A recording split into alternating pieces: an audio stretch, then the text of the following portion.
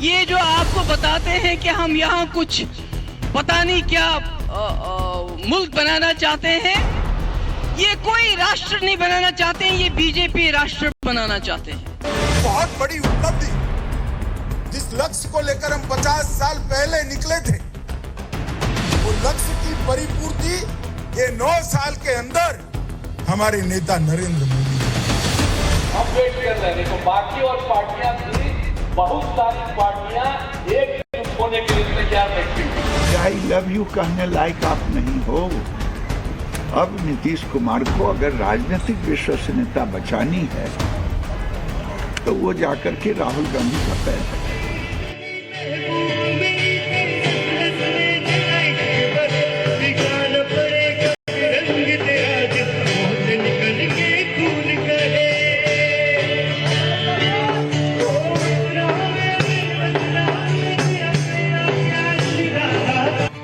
बहुत बहुत शुक्रिया गौरव आपका। नमस्कार, आपके साथ मैं हूं विद्यानाथ झा। धरती पुत्र आप देख रहे हैं। जैसा कि आपको पता है कि ये कार्यक्रम आपके लिए है और धरती पुत्र और पुत्रियां आप हैं, और हमारे साथ यहां मौजूद तमाम वो धरती पुत्र और पुत्रियां जो सीधे इस कार्यक्रम में हमारे साथ जुड़ेंगे, उनका बहुत बहुत स्वागत है। जोरदार ताली बजाइए एक बार अपने लिए ही, ताकि इस कार्यक्रम की हम शुरुआत कर पाए। लेकिन आज जिस मुद्दे पर हम बात करने वाले हैं वो मुद्दा बहुत महत्वपूर्ण है, क्योंकि देखिए, देश में जितना सशक्त सरकार की जरूरत होती है, उतनी सशक्त विपक्ष की भी जरूरत होती है। विपक्ष भी उतना ही सशक्त होना चाहिए। लेकिन आज एक तरफ प्रधानमंत्री नरेंद्र मोदी नजर आ रहे हैं और दूसरी तरफ विपक्ष जो है वो सत्ता की लड़ाई में बिखरा बिखरा नजर आ रहा है। लेकिन चाहते हैं सब कि वो एक साथ आ जाएं, और ये आवाज अलग अलग जगहों से आ रही है। नीतीश कुमार ने भी कहा, आपने सुना होगा। लेकिन सवाल यह है कि विपक्ष को एक साथ लाएगा कौन? सवाल यह है कि राहुल गांधी, जिन्होंने कांग्रेस की कमान छोड़ दी, अब क्या वो विपक्ष को एक साथ ला पाएंगे? और उससे भी बड़ा सवाल यह है कि क्या मोदी के सामने राहुल गांधी की चलेगी और राहुल गांधी से हो पाएगा या नहीं हो पाएगा? इसका जवाब कौन देगा? आप देंगे, यहाँ की जनता देगी, क्योंकि कार्यक्रम की शुरुआत हम आप लोगों से ही करते हैं, है ना? रोज सबसे पहले मैं यहाँ आने के बाद आप लोगों के पास आता हूँ। क्या नाम है जी? मेरा नाम विष्णु है। क्या राहुल गांधी के सामने सबसे बड़ा चैलेंज यही है, या कांग्रेस के सामने सबसे बड़ा चैलेंज यही है कि सामने नरेंद्र मोदी जी खड़े हैं, और नरेंद्र मोदी जी खड़े हैं तो राहुल गांधी कैसे जोड़ेंगे, कैसे एक करेंगे? जी देखिए, राहुल गांधी जी का पुनर्जन्म हो चुका है। अब पुनर्जन्म हो चुका है कैसे? जो उन्होंने बोला ना, उन्होंने बोला कि मैं राहुल गांधी, तो अब जो पुनर्जन्म हुआ है ना, उसके उन्हें 6 महीने भी नहीं हुए हैं, 7 महीने भी नहीं हुए। अब 7 महीने का बच्चा जो देश के लिए कर सकता है वो ही राहुल गांधी कर पाएंगे। ये देश को समझना चाहिए, ये देश को समझना चाहिए। राहुल गांधी अभी पुनर्जन्म लेकर आए, लेकिन राहुल गांधी जो है, क्या देश को तो वो जोड़ने के लिए निकले थे। अभी विपक्षी पार्टियां कह रही है कि कांग्रेस आगे आ जाए तो हम लोग साथ आ जाएंगे। राहुल गांधी से हो पाएगा क्या? सर, एक कहावत है, 100 सुनार की एक लोहार की। तो राहुल गांधी 100 सुनार वाले हैं, मोदी जी एक लोहार वाले। एक मारेंगे काम हो जाएगा। एक मारेंगे तो काम हो जाएगा। हाँ, क्या सर, वो परिवर्तन की बात कर रहे थे। मैं क्या, परिवर्तन तो होने वाला है। सरकारी नौकरी जाने वाली है, प्राइवेट नौकरी आने वाली है। बस मोदी जी अगले साल और आ जाए, वो हो गया काम। मोदी जी अगली बार आ जाए तो हो गया काम। कह रहे मीडिया के माध्यम से कहना चाहता हूं कि जो अदर देशों में, प्रदेशों में सरकार जो है, अदर पार्टी होगी, उनकी तो जांचें हो रही हैं। सिर्फ बीजेपी कौन प्रधानमंत्री होगा? जनता ही डिसाइड करेगी, और कौन डिसाइड करेगा? क्या जी, है जनता ही डिसाइड करेगी। और ये देखिए, भाई साहब आए हैं बहुत सारे कागजात लेकर, लेकिन जब तक वो तैयारी कर रहे हैं तब तक क्या आपको लग रहा है? तैयार हैं? जरा हाँ बताइए, क्या लग रहा है? मोदी जी के सामने राहुल जी हैं, हो पाएगा उनसे? विपक्ष को एकजुट करना है, फिर नेतृत्व देना है, उसके बाद विपक्षी पार्टियां स्वीकार भी कर ले। देखिए, मेहनत का फल तो मीठा होता है। अगर मेहनत करेंगे तो बिल्कुल फल मीठा होगा। जय बात कि मेहनत का फल मीठा होता है। राहुल गांधी चले हैं, मेहनत कर रहे हैं, तो इंतजार तो उनको करना चाहिए थोड़ा सा, है ना? कि राहुल गांधी जो है मेहनत कर रहे हैं, तो हो सकता है कि उनको फल भी मिले और मीठा भी हो फल। जी मुझे लगता है कि यहाँ इलिटरेसी पहले खत्म करनी है। इलिटरेसी पहले खत्म करनी है। सबको लिटरेट बनना चाहिए, और लिटरेट बन के पहले इंसानियत पर काम करना चाहिए। एक बोर्ड बना देना चाहिए जो इंसानियत पर काम करे, लिटरेसी खत्म कर देना चाहिए। भाई साहब 70 साल से यही सुनते आ रहे, 75 साल से, कि ये शिक्षा दो लोगों को, सड़क बनाओ, रोजगार दो। अब देश में बहुत सारे ऐसे मुद्दे थे जो कहा जा रहा था कि कभी हल ही नहीं होगा, जैसे राम मंदिर वाला मुद्दा था, कश्मीर वाला मुद्दा था, सारे मुद्दे हल हो गए। अब तो मुद्दे की कमी हो गई है। भाई साहब थोड़ा सा आगे आइए, और आप कुछ लिख कर लाए हैं, कुछ बताना चाहते हैं, जरा पहले तो नाम बताइए क्या आपका? मेरा नाम राकेश कुमार हुआ। कहाँ के रहने वाले? हम बिहार के रहने वाले हुए। और क्या करते हैं? एक्समैन वाल्मीकि शर्मा का लड़का, बिहार रेजिमेंट 42-62-503। हम 19 जनवरी को बिहार सरकार के 112 नंबर की गाड़ी से जब सुरक्षा मांगे, वहां पे असामाजिक तत्व हमारे पीछे पड़े, तो बिहार सरकार नीतीश कुमार द्वारा कुछ वीडियो जो 2 साल पहले का बनाया गया था, IGMS इंदिरा गांधी विज्ञान संस्थान के मेन गेट पे 200 डंडा से स्वागत किया गया। रात को 11:30 बजे इसका ऑडियो रिकॉर्डिंग, वीडियो रिकॉर्डिंग सारा है, और उसका प्रूफ है जो कि अभी तक SSP महोदय जाने के बाद 20 तारीख को अपोलो का अभी तक बयान नहीं लिए हैं, और उनका DSP, SP और थाना प्रभारी जो भी है वो धमकी देने, सबका आपने कॉल डिटेल निकाल रखा है? Call detail, video, audio, cassette सब है, रोज धमकी देने। इनके सामने आपको अपने सवाल रखने हैं और वो जवाब देंगे। देखिए, जयराम विप्लव हैं, प्रवक्ता बीजेपी से, आलोक बत्सी हैं हमारे साथ, पॉलिटिकल एनालिस्ट, सूर्य मैथिल जी हैं हमारे साथ, पॉलिटिकल एनालिस्ट, बहुत बहुत स्वागत है, पहली बार हमारे कार्यक्रम में आए हैं। उमाकांत लखेड़ा जी हैं, वरिष्ठ पत्रकार, बहुत बहुत स्वागत है सर आपका। प्रेम कुमार जी हैं, पॉलिटिकल एनालिस्ट, और संजीव कौशिक जी हैं, पॉलिटिकल एनालिस्ट। सबसे पहले राहुल गांधी को लेकर भले ही जनता में कोई भी माहौल हो, कुछ भी चल रहा हो, लेकिन विपक्ष क्या सोच रहा है? हमें एक बात समझ में नहीं आती कि भारतीय जनता पार्टी विपक्षी के तरफ से प्रधानमंत्री के चेहरे को लेकर के इतना लालायित क्यों है? कभी वो कहाँ लालायित है? कभी वो राहुल गांधी में विपक्षी की तरफ से प्रधानमंत्री का चेहरा वो कहाँ देख रहे हैं? अरे विपक्षी पार्टियां ही कह रही हैं। चर्चा क्या कर रहे हैं आप? कभी विपक्षी पार्टियां ही कह रही है कि कांग्रेस आगे आ जाए। डरा कौन है? कौन चर्चा बार बार कर रहा है कि आखिर चेहरा कौन है? जो चेहरा खोज रहा है निश्चित रूप से डरा वो है। आप कहते हैं कि हम सबसे मजबूत हैं, चेहरा तो विपक्ष खोज। एक आदमी से पूरा हिंदुस्तान का लोग डरा हुआ है। इसलिए डरा हुआ है क्योंकि ईडी आपके पास है, CBI आपके पास है, आपके पास RTI आपके पास है। इन तमाम लोकतांत्रिक जो ये संवैधानिक संस्थाएं हैं वो आपके पास है, और उसका बेजा इस्तेमाल करते हैं। इसलिए लोग सर, क्या इस बात पर चुनाव 2024 का हो जाएगा और विपक्ष एकजुट हो जाएगा? देखिए, हर बार की जो राजनीतिक परिस्थितियां होती हैं अलग अलग होती हैं। 2019, 2014 उसके दूसरी पार्टियां एक साथ नहीं आ सकती है, इसलिए अमित शाह कहते हैं कि कोई टक्कर में ही नहीं है। देखिए, जनता ने 2014 में अपना चेहरा चुन लिया, 19 में भी उसको रिपीट किया, 24 में भी उसको रिपीट करने जा रही है। विपक्षी एकता का ये नाटक जो 2017 में कर्नाटक से शुरू हुआ था, उसका हश्र हमने तब भी देखा था। हवाई जहाज से जब नेता पहुंचे दिल्ली, सबके सुर बदल गए थे। आज इस नाटक का सूत्रधार और इसका किरदार हर सप्ताह बदल जाता है। नाटक वही पुराना चल रहा है। सबको चाहिए कुर्सी, कुर्सी, कुर्सी, सबको कुर्सी, कुर्सी चाहिए। क्या देखिए, विपक्षी एकता की बात करते हैं। 2014 में क्या नरेंद्र मोदी पूरे विपक्ष के चेहरा थे? नहीं, वो NDA का चेहरा थे। देश के इतिहास में कभी ऐसा नहीं हुआ कि सारा विपक्ष एकजुट हो गया हो, कभी नहीं हुआ। इस देश में 4 धड़े स्पष्ट रूप से है। NDA है, UPA है, रीजनल पार्टीज का कुनबा, एक प्रो कांग्रेस है, एक प्रो BJP है। विपक्ष तो विपक्ष की एकजुटता तो आप ये कह रहे हैं कि विपक्ष जो है इस बार भी एकजुट नहीं हो सकता? विपक्ष की एकजुटता का सवाल जो है भारतीय जनता पार्टी अपने लिए जो सुनहरे सपने दिखाने के लिए इस्तेमाल करी कि एकजुट नहीं है, नहीं है, नहीं है, जबकि विपक्ष कभी एकजुट नहीं रहा। और ये कहना चाहते हैं क्या है, नरेंद्र मोदी जी हैं तो सब मुमकिन है। विपक्ष की एकता तो मोदी जी बना देंगे उन अपने कुकर्मों से। जो जनता में महंगाई बढ़ रही है, बेरोजगारी बढ़ रही है, जो स्थिति हो रही है, विपक्ष की एकता जो टॉर्चरिंग है, ED का दुरुपयोग, CBI का दुरुपयोग, विदेशी, ऐसे में तो विपक्षी पार्टियों को एक साथ आ जाना चाहिए था। क्या जी, विपक्षी पार्टियां जो हैं एक साथ आ जाएंगी तो लड़ पाएंगी? क्योंकि अभी तो कह रहे हैं कि विपक्ष अगर एक साथ आए तो 100 से नीचे बीजेपी रह गया। हाँ, ये एक सेकंड, नाम बताइए। ललित सोलंकी। हाँ, कहाँ के रहने वाले? ये मैं यही दिल्ली का रहने वाला हूँ। भैया, ये बीजेपी ने करा क्या है ये बताइए आप? हाँ जी, कुछ नहीं करा। कुछ नहीं करा। हाँ जी, बिल्कुल, वो जायज़ बात है, कुछ नहीं करा। अब ये क्या किया है? पूछ लो क्या नहीं किया है। वो कह रहे कुछ नहीं किया। 370 हट गया, राम मंदिर बन गई, अच्छी देखो सेना हमारी कितनी मजबूत हो गई। अब पाकिस्तान साला आंख उठा के देखता नहीं हमें, क्यों डर है? आज कुछ करेंगे, पाकिस्तान आंख कहां से उठाएगा? अभी तो आटा नहीं है उसके यहाँ। हाँ, अभी भी देश पूछ रहा है, पुलवामा का जवाब अभी भी देश पूछ रहा है, आरडीएक्स कहां से आया?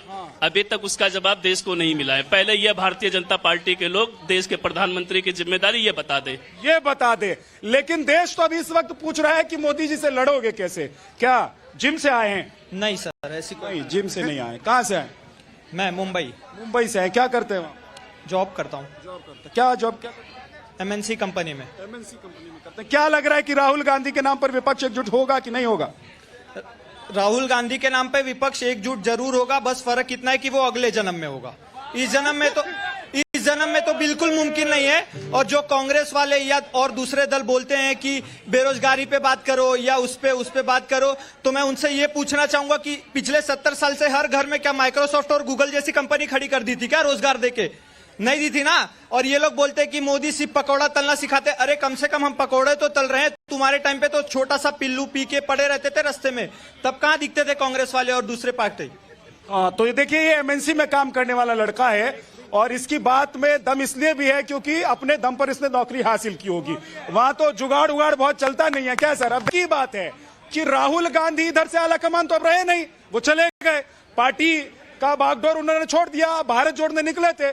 लेकिन राहुल गांधी नहीं होंगे तो कांग्रेस की तरफ से चेहरा कौन होगा विपक्ष के? नहीं, ये तो बता दिया। जयराम रमेश ने कहा कि हमारा तो एक ही चेहरा है।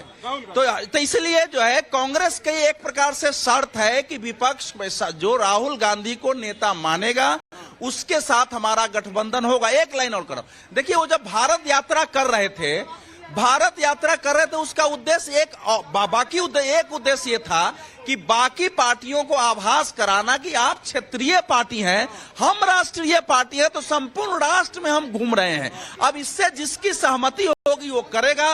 कम से कम इस समय तक विपक्ष के किसी नेता ने नीतीश कुमार को छोड़कर और तेजस्वी यादव को छोड़ करके राहुल गांधी और कांग्रेस पर वक्तव्य नहीं दिया है। कैसे चलेगा काम? ये देखिए भाई आया है। हाँ जी नमस्कार, मैं यही कहना चाहता हूँ जब तक नमस्कार, आज के समाचार क्या है बताइए? 70 साल जब इनकी सरकार थी है, तब इनका कोई रोड मैप नहीं था, कोई डेवलपमेंट की कोई टेक्नोलॉजी नहीं थी। आप 70 साल बाद इंडिया G20 की प्रेसिडेंसी कर रहा है और इन्होंने 70 साल में इतिहास में दिखा दिया कि G20 प्रेसिडेंसी किया। मैं मान लूंगा कि कांग्रेस सरकार एक सफल सरकार थी। कहा, लेकिन अब तो सवाल यह है कि आगे सरकार किसकी आई किसकी नहीं? देखिए, पूरा देश जानता है कि 70 साल के कांग्रेस रूल में 482 अरब डॉलर का घोटाला हुआ और मोदी सरकार में अभी तक एक भी कोई घोटाला सामने नहीं आया है। नरेंद्र मोदी के तलवे की चमक विपक्षियों के ताज में नहीं है। पूरा देश जानता है इस बात को। जिस तरीके का प्रगति किया है देश ने, आज भारत विश्व की 5वीं सबसे प्रेम जी कह रहे हैं कि भैया बीजेपी शासित जो राज्य हैं वहां पर जांच हो तो पता चलेगा भ्रष्टाचार है कि नहीं। जांच कौन कराएगा? ये कराएंगे? कौन कराएगा? कुछ घोटाला हो तब तो जांच की बात हो। और ये जो बिखरे विपक्षी दल हैं, आज देश भ्रमित है कि 6-6, 7-7 प्रधानमंत्री के दावेदार हैं। कोई नहीं है टक्कर में। क्यों पड़े हो चक्कर में? तो सर सवाल ये है कि टक्कर में ही कोई नहीं ले रहे हैं। ये लोग कह रहे हैं कि टक्कर में ही नहीं है। अब मोदी जी एक तरफ है, दूसरी तरफ सब जो है ऐलान करते हैं कि भैया साथ आ जाओ। उधर तेलंगाना से लेकर कश्मीर तक, महबूबा मुफ्ती तक। लेकिन साथ आए तो कैसे आए और कौन लाएगा साथ?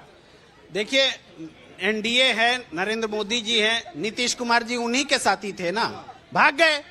अकाली दल उन्हीं के साथी थे ना, भाग गए।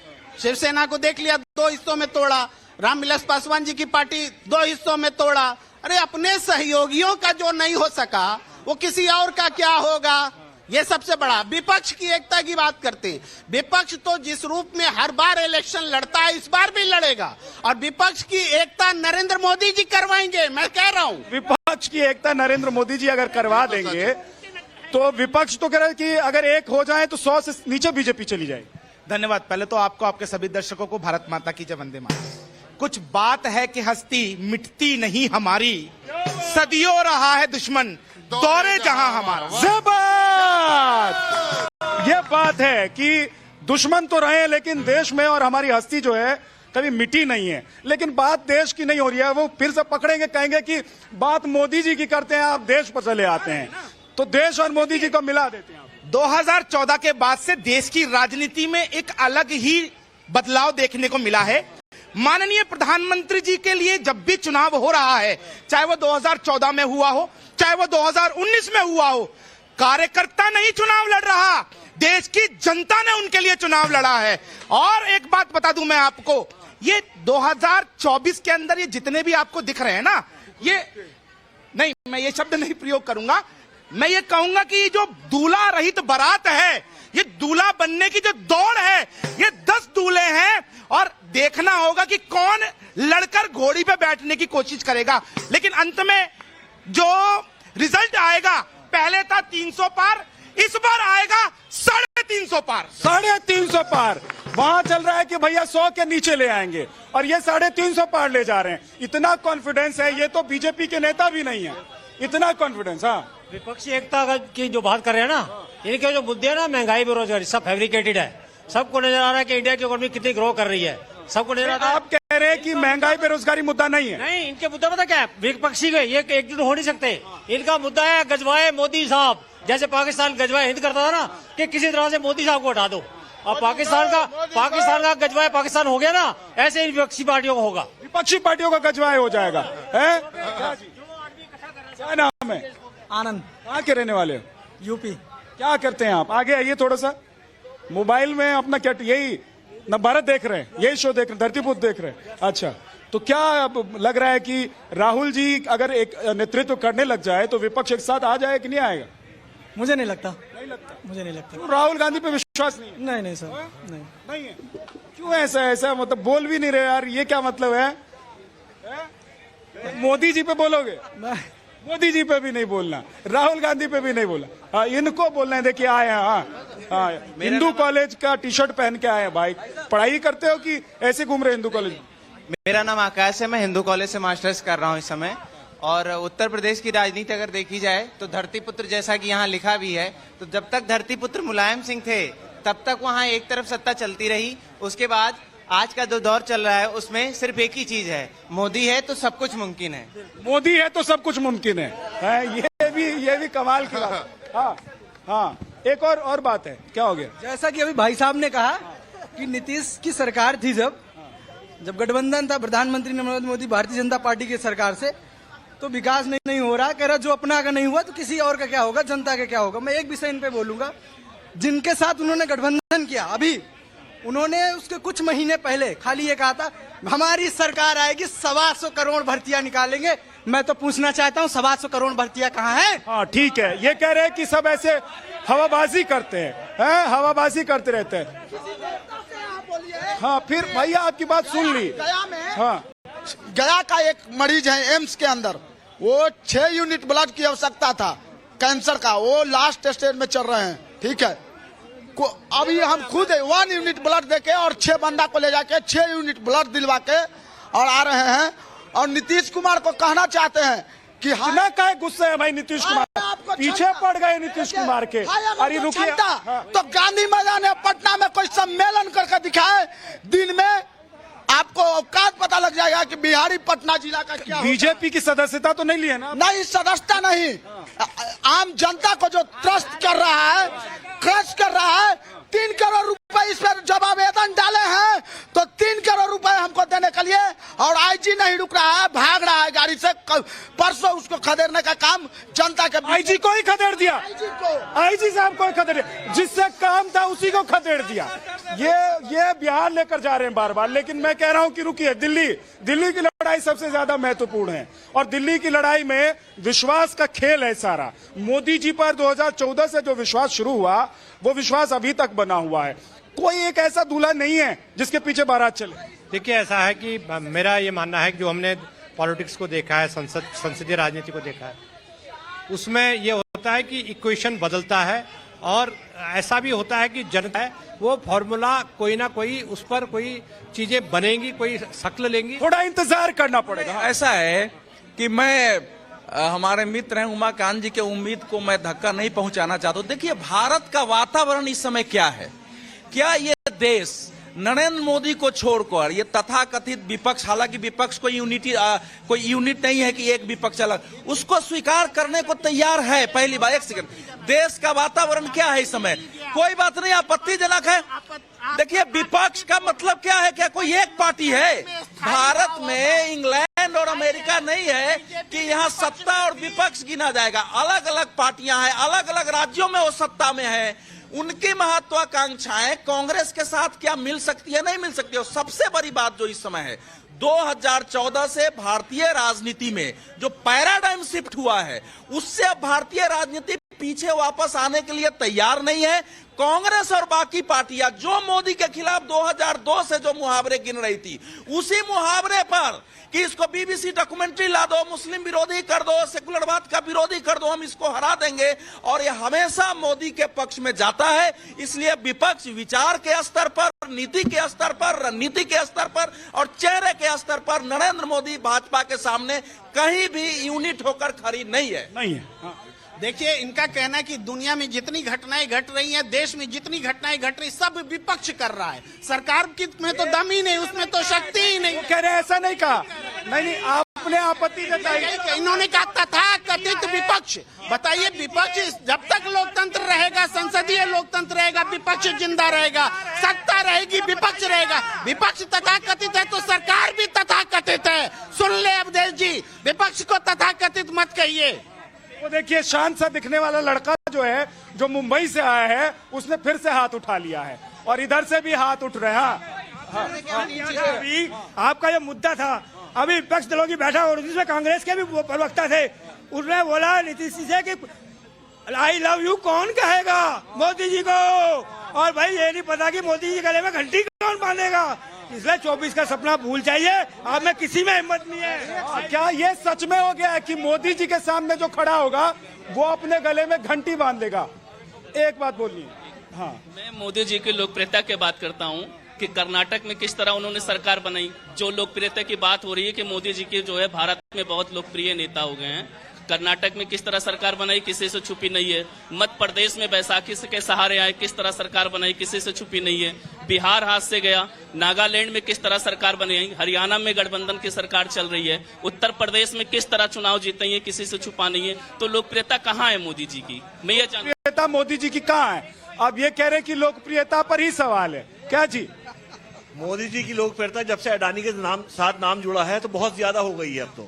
अब तो इतनी हो गई है कि विदेशों तक उनका नाम चल रहा है। हिंदुस्तान में था ही था। बताने की जरूरत थोड़ी है, मोदी जी की लोकप्रियता है कि नहीं, किसी को बताने की जरूरत थोड़ी है। और जिसको नहीं दिख रहा है वो आँख खोल कर देख ले। क्या हम क्या एक मिनट, इस भाई से फिर पूछ लेते हैं। वो सर ने अभी बोला कि मोदी जी अकेले पड़ गए हैं, सब जो भी उनके साथ गठबंधन में थे सब छोड़ के चले गए। कि नरेंद्र मोदी, अमित शाह के नेतृत्व में जो बीजेपी है, वो न थकती है, न रुकती है, न बैठती है, न सोती है। एक चुनाव खत्म होता है, दूसरे चुनाव में लग जाती है, अपने विचार पर अडिग रहती है। उससे मुकाबला करने के लिए कांग्रेस को ऐसा बनाना पड़ेगा ना। तो अब देश को बख्श दीजिए, इतना मेहनत नहीं कीजिए। लोगों ने देख लिया है कि आपके मेहनत का नतीजा क्या निकला है। आपने इसी कनॉट पैलेस में बड़े बड़े पोस्टर लगे थे कि बहुत हुई भ्रष्टाचार की मार, अब की बार मोदी सरकार। गिना दीजिए उंगलियों पर कितने भ्रष्टाचारियों को अंदर कर दिया। आप गिना दीजिए। नहीं, अरे सुनते लीजिए, कितने पैसे काला धन विदेश से ला दिए, ये बता दीजिए। एक सेकंड। हाँ, देखिए, विपक्ष के लोग उस चींटी की तरह हैं, एक चढ़े दूसरा खींच के उतार दे। तो ये बराबर लगातार यही काम कर रहे हैं। और जो कमी बेसी बचती है तो कोई रामचरितमानस फाड़ देता है, कोई रामायण जला देता है। ये तो खुद ही आसान करते जा रहे हैं मोदी जी का सारा काम। हमें कुछ करने की जरूरत नहीं दिखाई दे रही है। लेकिन एक चीज ये है, देखिए इन्होंने बड़ी अच्छी बात कही कि क्या मोदी जी का काम या बीजेपी का काम विपक्ष खुद ही आसान कर देता है। जब आप रामचरितमानस जला देते हैं, जब आप एकजुटता की तो बात करते हैं लेकिन एकजुट नजर नहीं आते हैं। जब आप कहते हैं कि मेरा प्रधानमंत्री, अखिलेश यादव कह देते हैं कि प्रधानमंत्री यूपी का होना चाहिए। अरविंद केजरीवाल कहते हैं कि भाई प्रधानमंत्री राहुल गांधी या कांग्रेस के नाम पर सहमत वो नजर नहीं आते हैं। अब कांग्रेस की तरफ से बात आती है तो राहुल गांधी का नाम सबसे आगे आ जाता है। हाँ, एक सेकंड रुकिए। देखिए, गमछा डाल के अंकल जी आए हैं, थोड़े से देखने में नेताजी लग रहे हैं कि नहीं है? पहले तो ये बताइए। नेता तो मैं पंचायत स्तर का, पंचायत स्तर नेता हैं, ठीक है, अच्छी बात है। कौन सी पार्टी को सपोर्ट? हम सब वोट बीजेपी को देते हैं, सपोर्ट नहीं करते। वोट बीजेपी को देते हैं लेकिन सपोर्ट नहीं करते। एक सेकंड रुकिए, इसका मतलब समझाइए। चुनाव के समय बीजेपी ऐसे माइंड गेम खेलती है, हिंदू मुस्लिम करती है कि हमें मजबूरन में बीजेपी को वोट देना पड़ता है।